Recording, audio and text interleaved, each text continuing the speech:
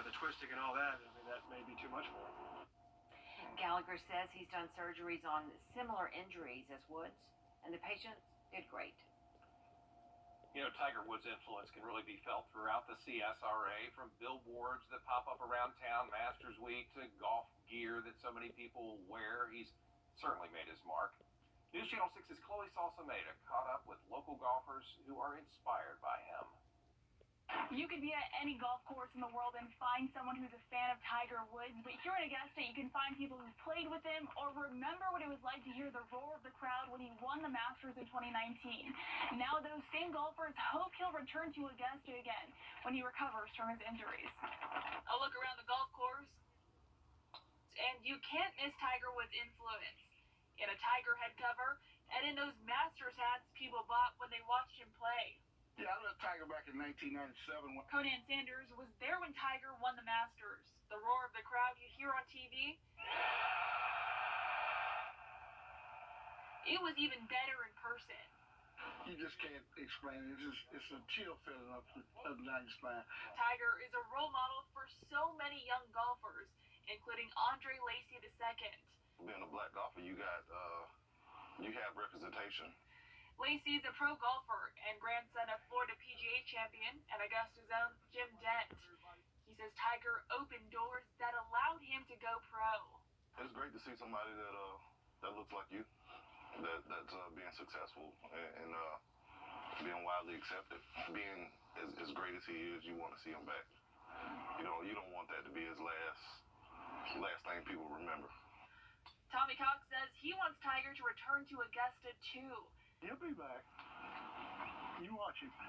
He says he's confident Tiger will step foot in Augusta National again, ready to chase another Masters title. He's just hard-headed enough to be back. In Augusta, we all wish him well. Chloe SALSAMEDA, Wjbf, News Channel 6. Take a drive downtown and you'll see quite a few for sale signs. News Channel 6's Mary Calkin shows us one of the commercial properties now on the market in the Garden City. Curtis Baptist Church will be selling this entire campus, which is just over 7 acres, here in the heart of downtown Augusta. The property is located along the 1300 block of Broad Street and hit the market at an asking price of $16 million. It includes 3 school buildings, a church sanctuary, offices, a gymnasium, and ample parking that is dedicated to the property. The campus is located in an opportunity zone, which is a tool that communities use to lure new businesses into a rural or low-income area with the hopes of more visitors to increase economic growth. Parker Dye with Jordan Trotter tells me it's too soon to tell if the buildings in the area, mainly the campus of Curtis Baptist, will remain after the property is sold. Curtis's head of school, Scott Phillips, says the process may take several years, and parishioners, students, and those with an emotional attachment to the campus don't need to worry about its short-term future. For more information, keep an eye out for this story on our website, wjbf.com. In downtown Augusta, Mary Calkins, WJBF, News Channel 6. Coming up, the former CEO of SCANA Energy is...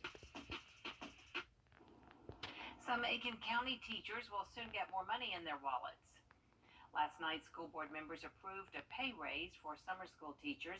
They'll go from making $30 an hour to $37, and site leads will make $40 an hour. Superintendent King Lawrence says the primary reason for the increase is because they're having a harder time recruiting teachers. Meanwhile, the Columbia County School District is looking to hire more people. They'll be hosting a job fair tomorrow to find bus drivers, nutrition assistants, and custodians. It's from 4 to 6 p.m. at Evans Middle School on Hereford Farm Road. All qualified candidates will receive an on-site interview. For job descriptions and how to apply, just go to our website, wjbf.com. The election is over, and Tim, thanks. Lawmakers trying to figure out ways to save the Postal Service from financial disaster. Some lawmakers, though, say it's about more than money. Alexandra Limon has that. The U.S. Postal Service is facing financial disaster. Congressman Jerry Connolly says a big part of the problem is the post office is required to pre-fund retiree benefits 75 years in advance. The money sits in the Treasury account waiting to fund the health benefits of those not yet born even, when it could be used to fortify a struggling postal service. Representative Carolyn Maloney says the solution should include Medicare integration.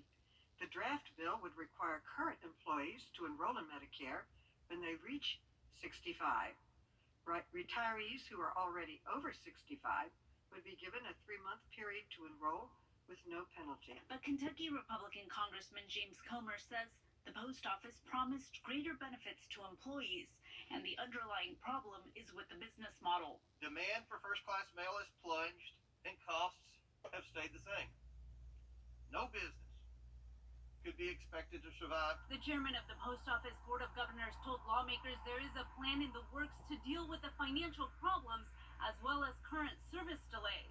A comprehensive plan to invest in and revitalize the Postal Service. This plan is still being finalized, so I am not in a position to reveal any specifics. Democrats and Republicans agree saving the post office, which is required to deliver mail to every U.S. address, is vital. Reporting in Washington, Alexandra Limon.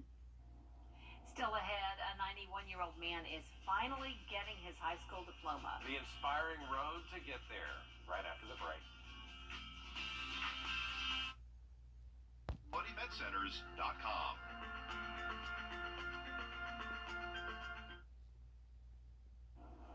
A gentleman from New Ellenton, South Carolina, 91 years young, got an honorary diploma from Silver Bluff High School today. The road for Clarence Bush wasn't a smooth one. He left school after 3rd grade to help support his family, but the challenge didn't stop him. I could never imagine this. As I said, I